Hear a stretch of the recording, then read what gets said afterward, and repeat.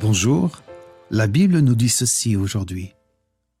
Il faut le savoir, celui qui sème peu de graines récolte peu, et celui qui sème beaucoup de graines récolte beaucoup.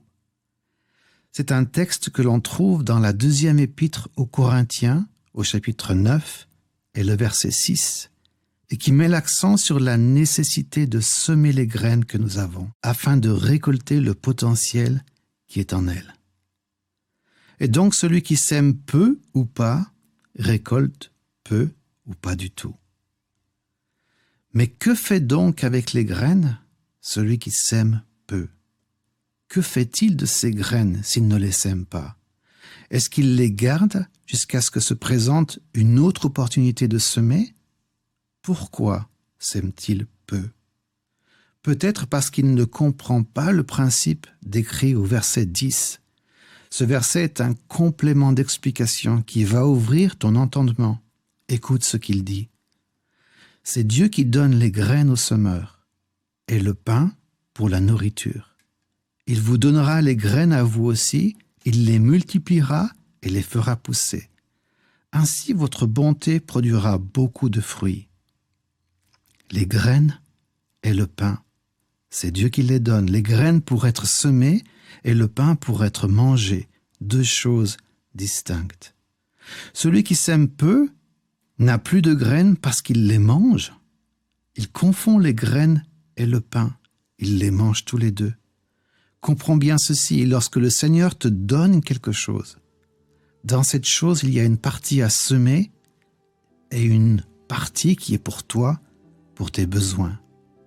L'apôtre Paul dit ces choses dans le contexte de l'aide financière à apporter aux chrétiens de Jérusalem.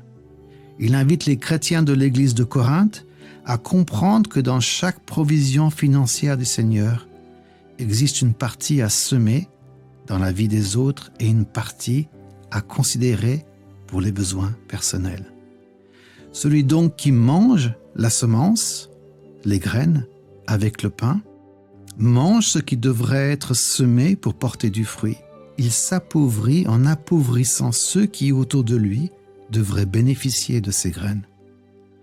Ce principe va bien au-delà de l'argent. Par exemple, lorsque tout à coup tu te retrouves avec une journée libre que tu n'avais pas envisagée. Dans cette journée, il y a la portion à semer et celle à manger. Tu pourrais dire, j'ai une journée à moi, c'est une bénédiction, mais je vais utiliser la matinée de cette journée pour inviter quelqu'un dans le besoin, quelqu'un qui a besoin de cette semence dans sa vie, quelqu'un qui va être béni par les quelques heures passées ensemble à prier, à parler ou à partager un repas. Comprends bien que c'est une invitation et non pas une imposition.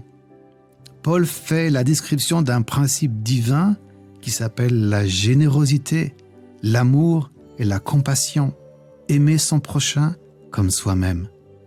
Celui qui sème à contre-cœur n'a pas compris le cœur de Dieu, et mieux vaut-il qu'il s'arrête.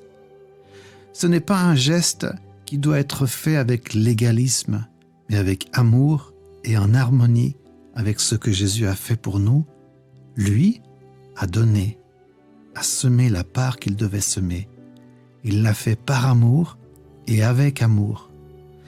J'aimerais t'inviter à considérer ce qu'il a mis dans tes mains, ce que le Seigneur t'a donné.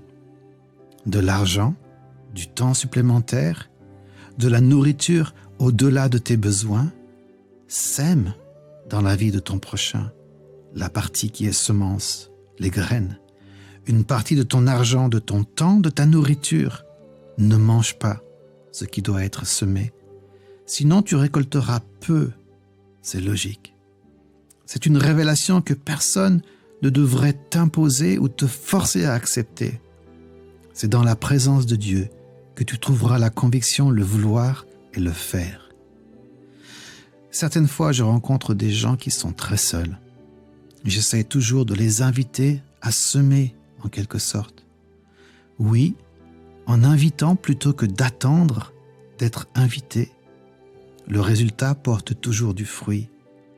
En invitant celui ou celle qui est seul, les moins, et trouve l'accompagner, la présence et la communion de l'autre. Considérer en premier lieu le besoin de l'autre porte toujours du fruit. Je me décentre de moi-même, je me tourne vers mon prochain, et ce faisant, je collabore avec le Très-Haut en agissant en harmonie avec sa volonté. J'ai hâte de lire tous les témoignages que vont provoquer ces révélations. À bientôt.